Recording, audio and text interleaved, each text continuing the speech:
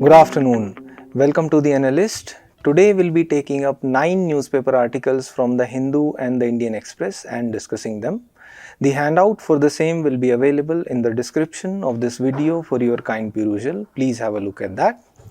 The first article that we'll be taking up is related to nuclear doctrine as it remains relevant 25 years after it was drafted.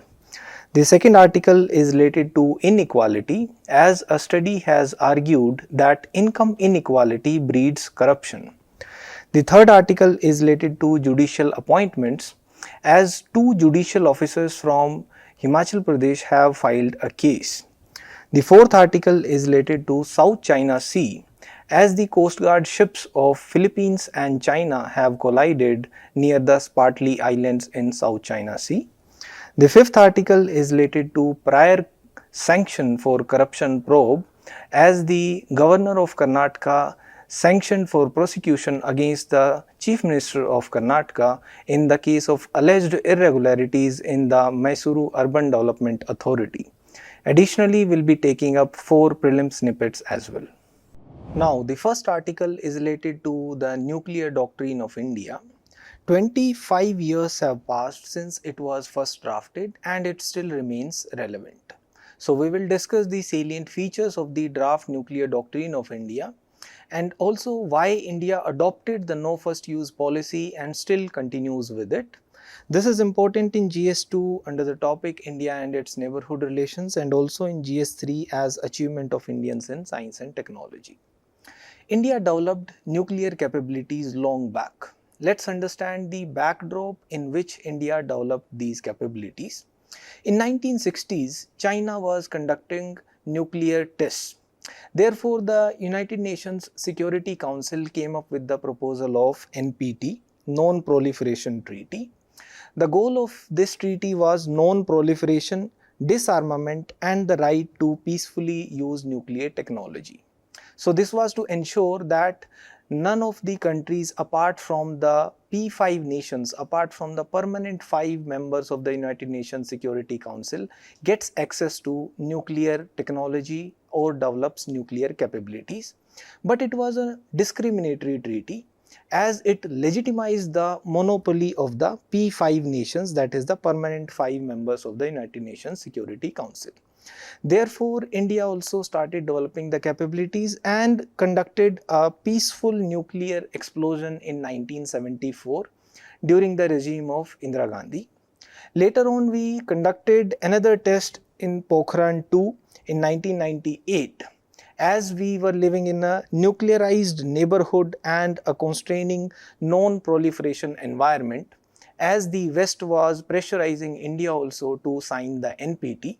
Therefore, after conducting the Pokhran 2 tests in 1998, Shri Vajpayee openly declared that India is now nuclear capable.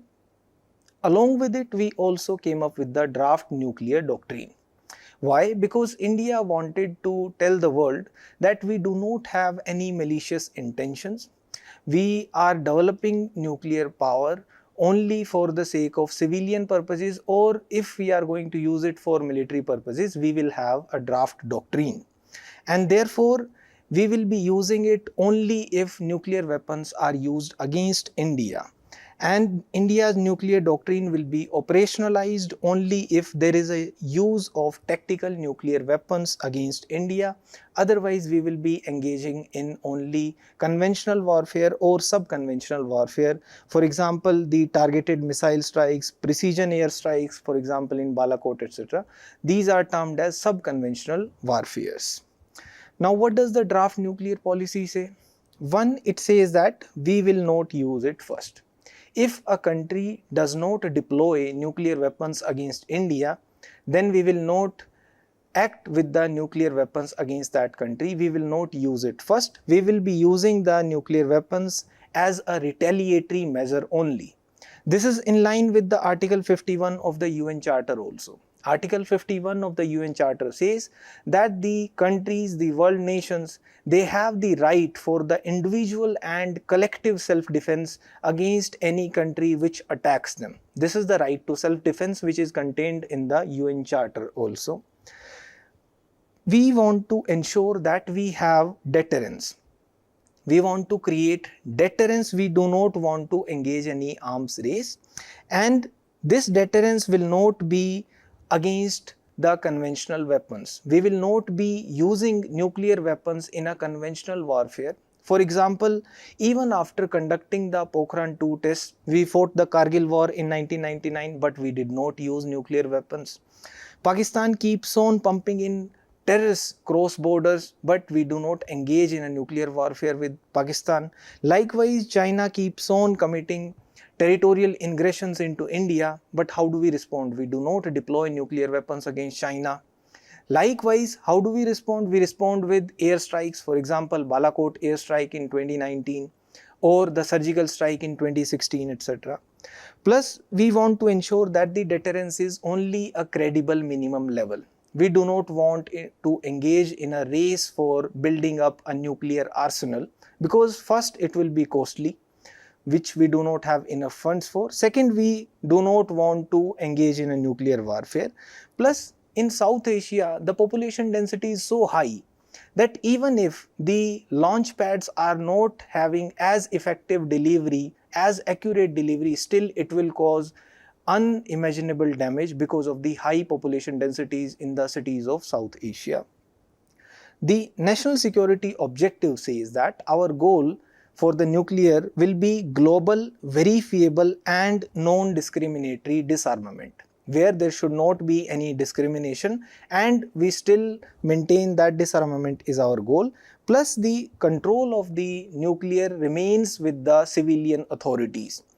When to deploy, whether to deploy, the final call will be from the civilian authorities, because the authorities, the Executive Council, which is headed by the NSA, will implement after getting a go-ahead from the Political Council, which is headed by the Prime Minister. And after that only Strategic Forces Command come into picture. So ultimately the final call will be with the civilian authorities. And we want to ensure that the retaliation will be massive, which will cause unacceptable damage. And there will be no use of nuclear weapons against non-nuclear weapon states. Now, why India adopted the no first use policy? One, we wanted to avoid provocative signals. For example, to China, that we did not want to provocate China and we do not want to engage in any arms race. Therefore, no first use, only as a retaliatory measure. Plus, it will ensure that we get UNSC membership also. From NSG, we have already got a waiver, and it will build a strong credential for India that we can be given permanent membership of UNSC, and we will come off as a responsible power, and disarmament remains the goal in our national security objective also. It will ensure that there is regional balance and there are no tensions in the neighborhood. There are certain arguments against the no first use also, because there is one school of thought which says that the nuclear capabilities, they can be deployed as an antidote to the alleged conventional inferiority. For example, against China, that is, the alleged conventional inferiority in the conventional warfare against China can be supplemented by resorting to nuclear weapons. But again, it is rejected because it will lead to fears of escalation. It restricts the military operations also, and it is rejected by the nuclear states as well, who do not deploy it. Now, security is a dynamic concept. Even as per the Home Minister Rajnath Singh also, the no first use policy is also not written in stone, as you observed last year. And India's tryst with the nuclear weapons has been one of a period of restraint, responsibility, and India has behaved maturely. Therefore, we need to ensure that we are developing military capabilities also simultaneously and silently, so that we have the option of resorting to the cold start doctrine also and defensive offense also, for example, resorting to military intelligence, etc. Like in the words of Ajit Doval, if you do another Mumbai, you will lose Balochistan. Here is a practice mains question also, please try to write it. highlighting the salient features of the draft nuclear doctrine of India, discuss whether we should continue with the no first use policy in an increasingly nuclear environment. The next article is related to inequality. The context behind it is that a study has argued that income inequality breeds corruption. This is important in GS3 under the topic inclusive growth and issues arising from it. So we will be discussing the inequality, the types of inequality in India, how it is measured, what are the causes of inequality, and a few suggestions to decrease inequality also. As per United Nations, inequality is a state of not being equal, especially in status, rights, and opportunities. So inequality is a broad term which encompasses not only economic inequality, it can be political inequality also, social inequality also. Now what is the status of inequality in India? There are various prisms through which we can look at the inequality in India. When we look at it from the prism of gender, there is gender inequality as observed by the Global Gender Gap Report.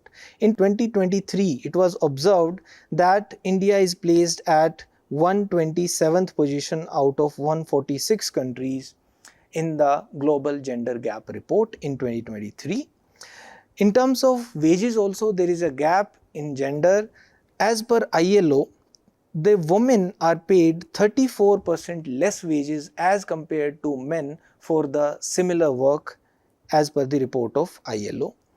In agriculture also there is inequality, as the women constitute about 42% of agriculture labor, but less than 2% of women own agriculture land in India. In terms of caste, again there are inequalities.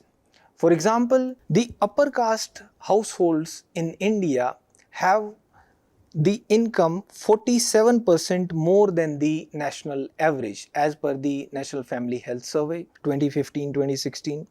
In terms of religion also there is inequality, as the people belonging to Christian, Jain, Parsi religions, they are having more income as compared to Muslims or Buddhists. Likewise, in terms of ethnicity, there are inequalities. As per a survey, 45% of the STs in India belong to the lowest income bracket in India. Likewise, there is economic inequality as observed by the Oxfam report, which says that 1% of people in India own about half of the wealth, whereas the bottom 50% of the people in India own just 3% of the assets. Now, how do we measure the economic inequality? There are ways, for example, Lorenz curve. What is Lorenz curve? If we draw a graph between the cumulative percent of income and the percentage population, there will be perfect equality if 50% of the people have 50% of the cumulative income in a country. But what happens is the bottom 80% of the population has only about 20% of the income in the country. Therefore, the Lorenz curve is this line which depicts the inequality in a country. If the Lorenz curve is closer to this 45-degree line, there will be lesser inequality, and if it is farther from this 45-degree line, there will be more inequality. Likewise, we can measure it with the Gini coefficient also. Gini coefficient is the area between the 45-degree line and the Lorenz curve, that is this area A, divided by the total area of this triangle. That is, if the Lorenz curve is closer to the 45-degree line or it coincides with the 45-degree line, then the area A will be 0 and therefore the Gini coefficient will be 0, which will lead to perfect equality, whereas a Gini coefficient of 1 will lead to perfect inequality. If you observe from the graph also, the income inequality in India has been rising, particularly after the liberalization in 1991. The green line denotes the income of the top 1% people in India, and the blue line denotes the income of the bottom 50% people in India. Now, what are the causes behind inequality? One of the major causes of inequality is inflation. As the incomes in the unorganized sector, they usually remain stagnant. Therefore, inflation causes a disproportionate negative impact on the agriculture, labor class, etc., which leads to further disparity in the incomes. Unemployment also causes inequality as it will lead to poor labor productivity. It will lead to lesser incomes and further exacerbation of the income inequality. Tax evasion is another factor contributing to inequality as high tax rates lead to people seeking loopholes in the tax laws and leading to tax evasion. It further leads to the formation of a parallel economy through black money or through cash, for example, as observed in the real estate sector. It leads to inequality again. Regressive taxation also contributes to inequality. For example, the indirect taxes, they are regressive in nature and their impact is disproportionately felt more by the poor people whose income is not high. The agrarian strategy also contributed to inequality as the Green Revolution benefited more for the wealthy farmers in India. Likewise, the educational and social indicators, the education levels, health indicators, etc., because of poor indices, it leads to inequality because of the vicious cycle as poor education levels, poor skill development, poor health leads to lesser skills, lesser employability and further poor income levels. Now, what are the consequences of inequality? One, it may lead to social conflicts. Because of rising income inequality, there will be demands for reservation, for example, as observed in the case of demands for Maratha and Patel reservations. Likewise, it may lead to even ethnic movements. For example, as observed in Nagaland in the form of Nagalim movement, the demands for greater autonomy as observed in Northeast. The sense of marginalization will be there. This sense will be there particularly among various religious communities who are having lower income levels or who are traditionally engaged in not so remunerative professions.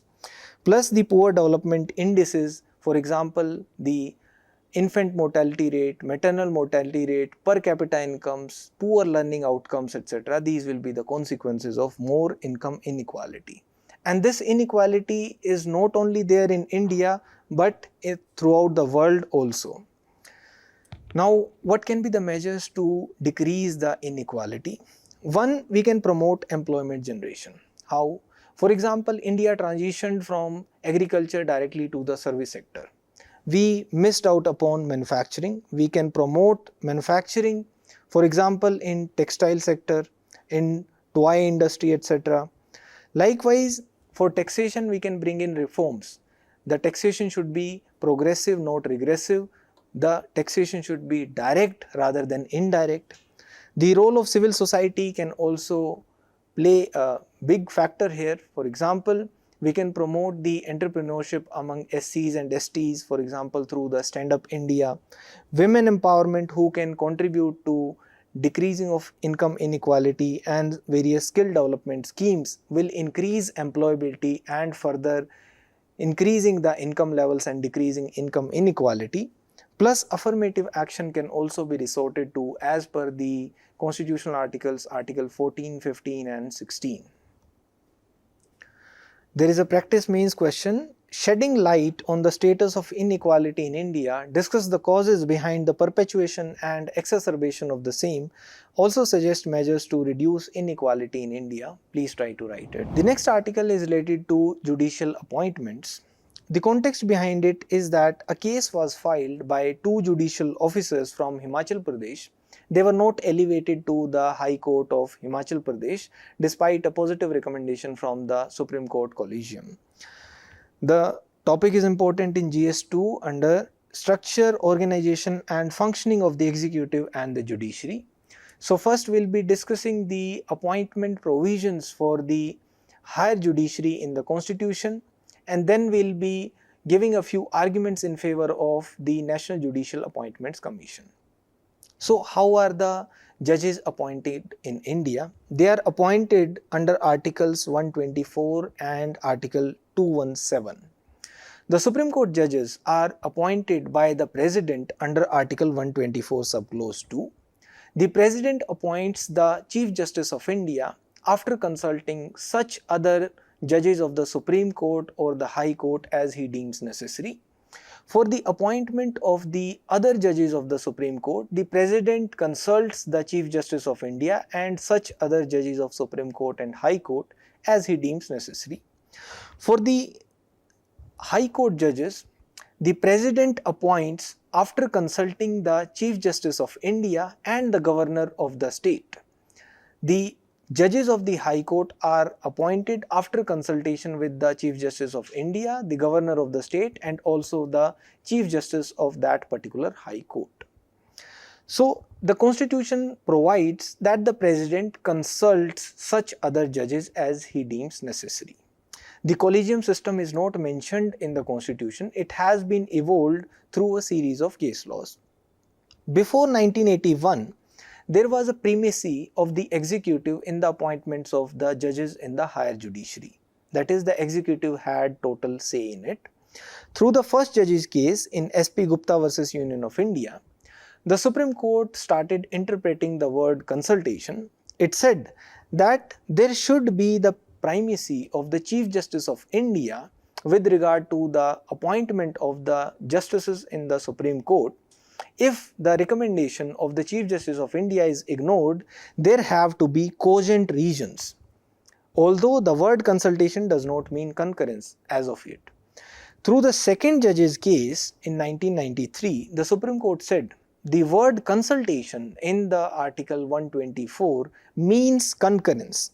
That is, the recommendation given by the Chief Justice of India cannot be ignored, and the recommendation shall be given by the Chief Justice of India and two Supreme Court judges. The collegium was given shape through the third judge's case, that is Special Reference Number 1 of 1998, in which the Supreme Court said that there shall be a collegium of the Chief Justice of India and 4 senior most judges of the Supreme Court who shall be consulted by the President before the appointments of the justices in the Supreme Court, and this consultation shall mean concurrence again. Now, after this, the government came up with the National Judicial Appointments Commission.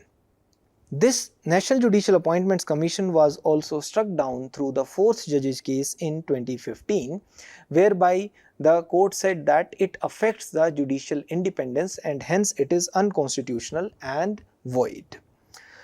Now, why do we need a National Judicial Appointments Commission? One school of thought says that the National Judicial Appointments Commission does not violate the principle of separation of powers, as the Supreme Court can still resort to Article 142 to ensure judicial independence, as through Article 142 it can pass any orders to do complete justice in any case. Additionally, it can resort to Article 145 also, through which it can regulate the court procedures and processes. Plus, there are issues in the collegium system. As per Justice Chelameshwar himself, there is no accountability in the collegium. There is opacity in the collegium and it acts like an imperium in imperio. That is, the judges themselves are appointing judges. Even the Law Commission in the 230th report observed that the judges are themselves appointing judges, therefore there are allegations of favoritism, nepotism, and hence the uncle judges syndrome comes into picture. Plus, the judges are appointed by the President. And as per Article 74, the President acts on the aid and advice of the Council of Ministers. The Council of Ministers, they represent the will of the people as they are directly elected. So we can say that the constitution makers essentially wanted the representatives of the people to also have a say in the appointments of the judges. Plus, in the collegium system, there is no check or balance, as there is no say to the executive. There is also no criteria for merit. The promotions in the Supreme Court to the Chief Justice also happen on the basis of seniority. Plus, the collegium can also be said to be autocratic, as it is not a constitutional body, it has not been mentioned anywhere in the constitution, and it does not have any accountability. The proceedings are also opaque. The people are the ultimate source of power for the three limbs, that is the executive, judiciary and the legislature, and they are the source of power for the constitution also, as is observed throughout the other constitutions in the world also. For example, in Germany, they have an election system for the appointments of the judges. 50% of the votes are given to the legislature, that is the representatives of the people, and 50% of the votes go to the judiciary. Through that, the final judges are appointed through the election system in the higher judiciary.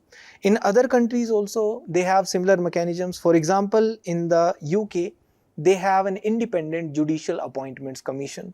Even in USA, the judges are appointed on the aid and advice and consent of the Senate.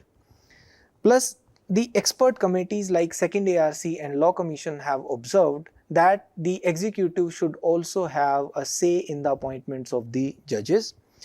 And of late, there have been allegations that judiciary engages in overactivism, that is, it appoints judges itself, and through that they feel that they are above the law.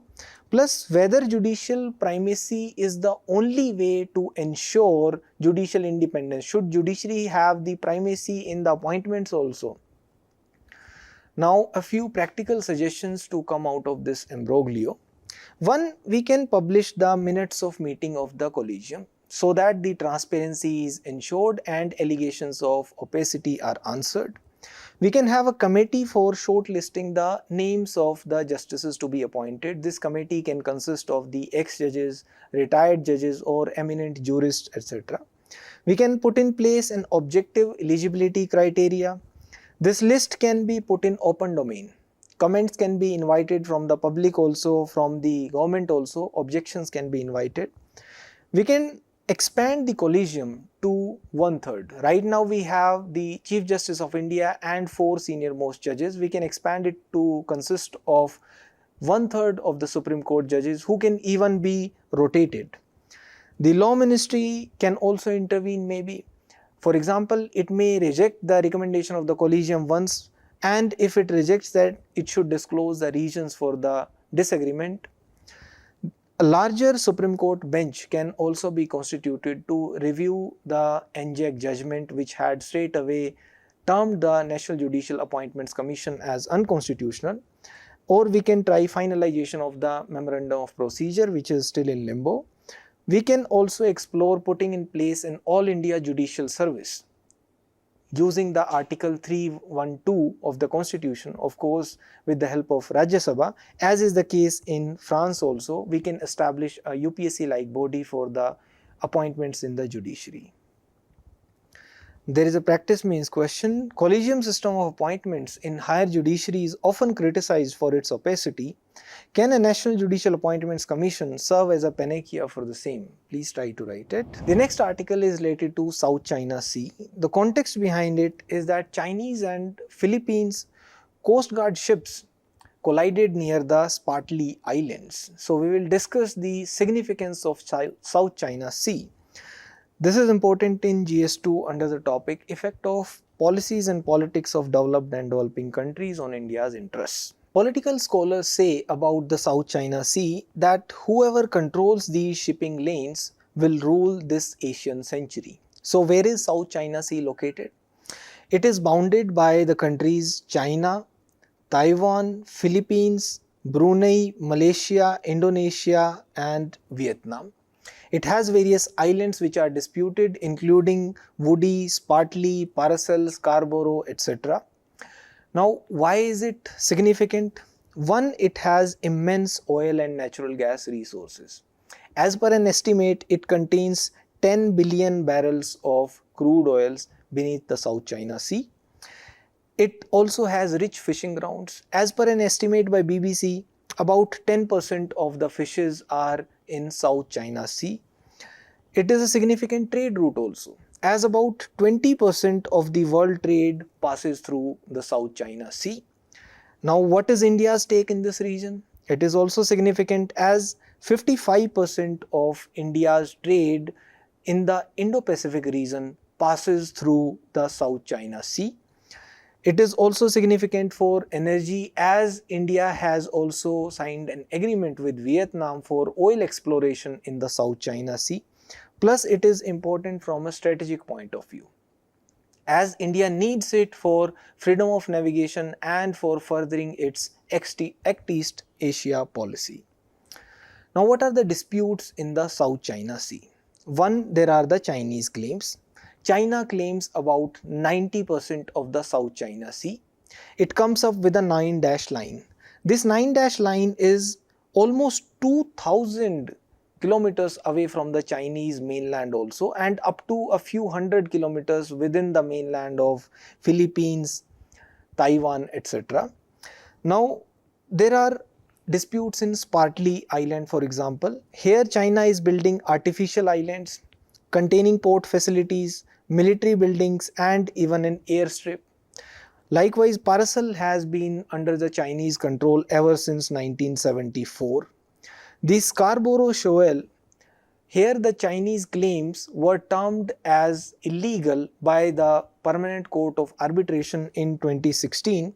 But again, despite that ruling, China recently barricaded the Scarborough Shoal also.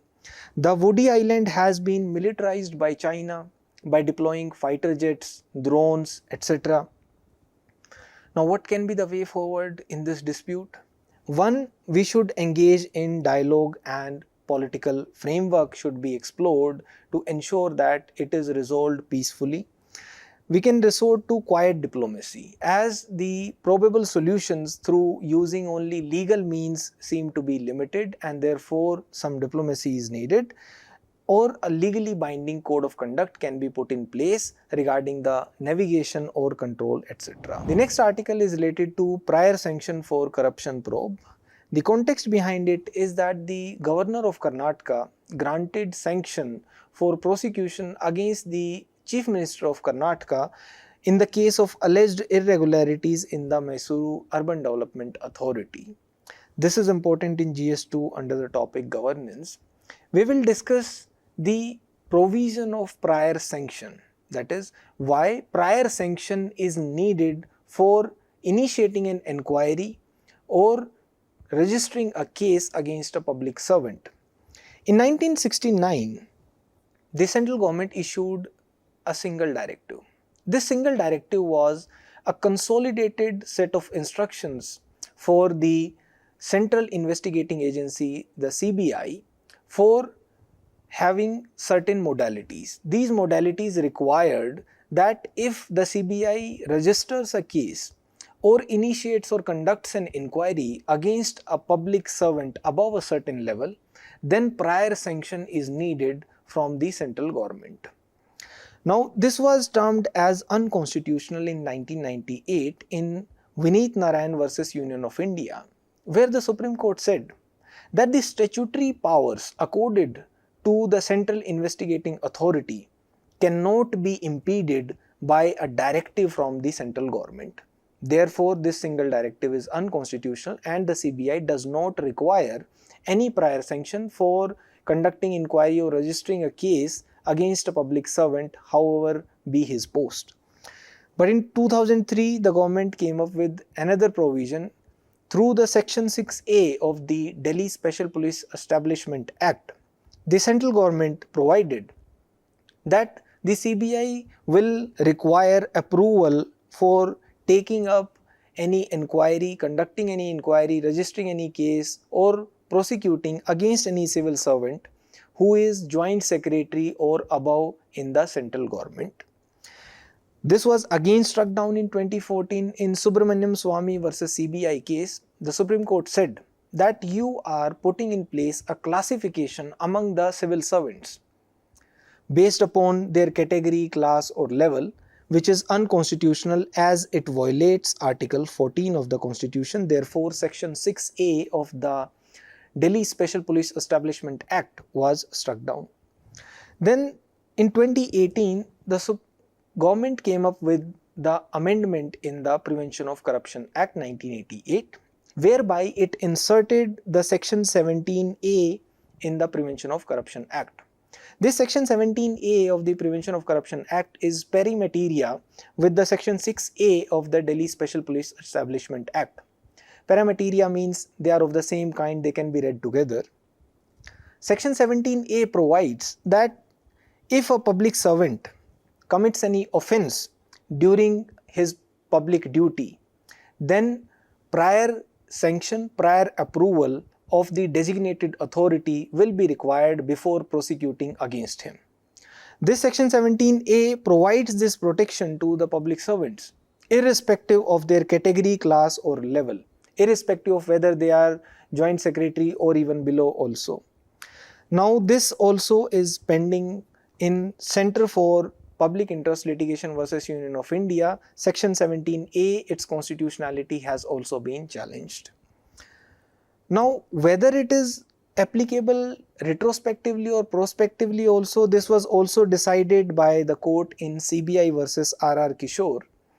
The court had said that the immunity under Section 6A, which was termed unconstitutional in 2014, this is not there even if the offence was committed prior to the annulment, prior to 2014 also, because Section 6A is unconstitutional because of its violation of Article 14, and as per Article 13 subclause 2, if the government makes any law which violates any fundamental right contained in Part 3 of the Constitution, then that law as per 13 subclause 2 is void ab initio. It is stillborn, it is unenforceable, it is non est. Therefore, there is no immunity even if the offence was committed prior to the abolishment of the Section 6A of DSPE also. Now, why this provision of prior sanction is controversial? One, it takes away the teeth of the Prevention of Corruption Act. It is taking away the powers from the CBI to conduct any inquiry against a public servant if it does not have prior sanction of the Government of India. Plus, it ensures that there is little transparency which is involved, and it gives like a warning sign to the public officials against whom an inquiry might be committed, and this can be used to protect the dishonest officers. Now, we'll be discussing 4 prelim snippets also. The first one is related to Bunny Grasslands. Bunny Grasslands is located near the northern border of the Kutch district in Gujarat. This is one of the largest grasslands in India. The factors which shape the Bunny Grasslands are, there is a damming of the rivers nearby, and there is the growth of the invasive Prosopis juliflora tree in the region. There are 22 ethnic groups in the Bunny Grassland, most of which are pastoralists. It has immense biological diversity also. There are 37 grass species in the grassland and 275 bird species. There are also domesticated animals like camel, horse, goat, etc. The Kutch Desert Wildlife Sanctuary and Charidand Conservation Reserve are also part of the Bunny Grassland. The various flora here consist of Prosopis juliflora, Cressa critica, Sporobolus, Aristida. The fauna consists of nilgai, chinkara, black buck, wild boar, golden jackal, Indian wolf, caracal, Asiatic wildcat, and desert fox, etc. It is also a breeding ground for bunny buffalo and the Kankraj cow. The next article is related to National Mission for Clean Ganga. The National Mission for Clean Ganga is a registered society. Under the Ministry of Jal Shakti, it acts like the implementation arm of the National Ganga River Basin Authority. The National Ganga River Basin Authority was constituted under the Environment Protection Act 1986. The National Ganga River Basin Authority has now been dissolved, as now there is the National Ganga Council. Now, what are the aims and objectives of the Mission for Clean Ganga? It aims for the abatement of pollution in the river and rejuvenation of the river through river basin approach and the coordination, intersectoral coordination in the region. and it seeks to ensure that the minimum ecological flows in the river are maintained, that the minimum water flow of the river is maintained to ensure ecological sustainability. The structure of the National Mission for Clean Ganga consists of a two-tier management structure. It consists of the Governing Council and the Executive Committee.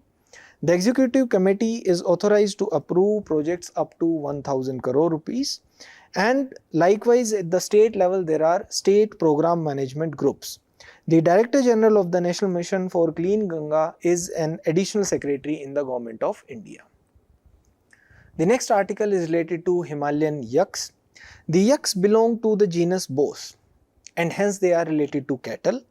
It is distributed throughout the Himalayan region. The wild yaks are found in the Tibet, whereas the Himalayan yaks are found in Jammu Kashmir, in Himachal Pradesh, Uttarakhand, Sikkim, Arunachal Pradesh, etc.